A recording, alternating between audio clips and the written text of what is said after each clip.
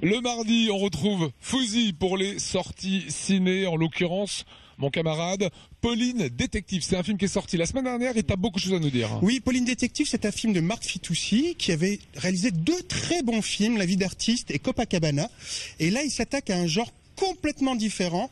Il s'attaque à la comédie polar du dimanche soir qu'on regardait quand on était plus jeune. C'est un film qui se passe comme une partie de Cluedo. Un assassin, une détective qui est en vacances, une promo très années 60. Et justement, j'ai interrogé Marc Fitoussi sur comment est-ce qu'on crée ce design très années 60 tout en étant très actuel. On aurait pu mettre ça en couverture. Oui, mais rappelle-toi, on s'était dit que c'était trop proche de celle du mois dernier, ça. Avec le type qui avait défenestré sa femme enceinte de 6 mois, tu sais. Ah oui. Ma sœur Pauline, alors que les choses soient claires, on t'a invité ici pour que tu te reposes. Les meurtres, les psychopathes, les bébés congelés, là, toutes ces merdes qu'on trouve dans ton torchon, tu mets ça de côté. Un seul mot d'ordre, farniente.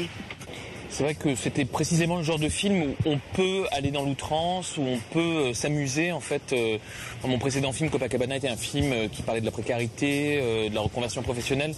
Disons que c'était pas dans ce film-là que j'aurais pu m'amuser comme je l'ai fait ici, c'est-à-dire essayer de faire revivre un peu le Technicolor avec des couleurs très saturées, jouer avec beaucoup d'effets visuels, etc. Ce film, je le voulais comme une sorte de partie de Cluedo grandeur nature, et donc je pouvais me permettre tous ces artifices. Voilà, il n'y avait rien d'indécent à opter pour quelque chose de très chatoyant, de très coloré et de très insouciant. Voilà.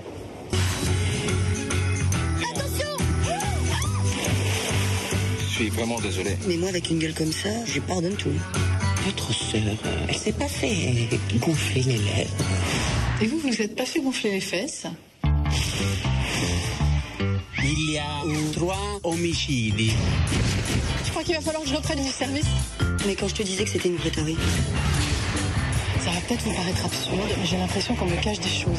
Un crime a été commis et il s'agit de retrouver le meurtrier. Et vous avez un peu trop vu à Scooby-Doo. Vous savez, dans Scooby-Doo, les grands chiens qui Oui, venaient non, ça des va, je vous remercie, je vois très bien qui est Scooby-Doo. Il y avait un scénario qui était très écrit, avec des répliques qui sont très écrites, parfois même limite théâtrales.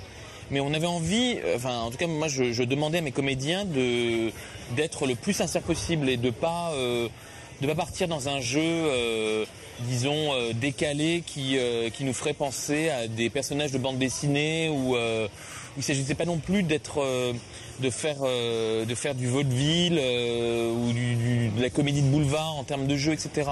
L'idée était de rester le plus sobre possible, de jouer la comédie comme on jouerait un drame, c'est-à-dire sans avoir conscience, lorsque l'on balance des répliques, qu'on va forcément faire rire. Moi, je trouve ça toujours très dangereux et j'aime pas ça. Enfin, en tout cas, quand on sent des comédiens qui sont sûrs de leur effet, quoi. Voilà. Je te connais par cœur. Dans ta tête, t'as peut-être même déjà le titre de ton article. Tu veux quoi? On vient de t'égorger? Je veux pas vous suivre dans ces délires. C'est complètement absurde. C'est un passage secret? Chez nous, on appelle ça l'escalier de service. Votre serial killer, il est en train de prendre la fuite. C'est à cause de toi, on va tous crever!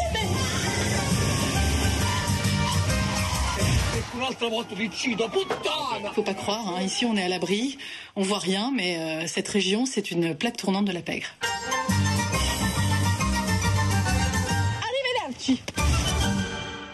Il y a un petit côté film italien, les belles voitures, les belles carrosseries, presque Les belles coiffures, les belles robes. coiffures, les belles femmes. Il y a un côté presque Hitchcockien aussi. Hitchcock, Agatha Christie. On est dans ce milieu-là, dans cette idée un peu chromo des films des années 60. C'est très intéressant. C'est très étonnant pour Marc Fitoussi qui était plutôt dans la comédie sociale. Et là, il se laisse aller à un design tout à fait nouveau. Après, est-ce que le film est aussi efficace que ses précédents films? Moi, je dirais que non. Voilà, c'est ça le verdict qui nous intéresse. Même si c'est une comédie très agréable, on est un peu déçu par ce réalisateur. Il s'est essayé à autre chose, c'est une forme de courage. Qu'est-ce qui marche pas? Alors, qu'est-ce qui marche pas? On va dire que l'intérêt pour l'intrigue est brinque-ballant. C'est-à-dire qu'il faut pas y regarder de trop près. Et ensuite, ce côté années 60 donne aussi un côté un peu surfait qui nous fait un petit peu sortir du film, mais ça reste quand même une comédie très agréable à regarder. Voilà, donnez-moi quand même une bonne raison de le voir. Il faut y aller pour Sandrine Kiberlin. Merci Fouzi.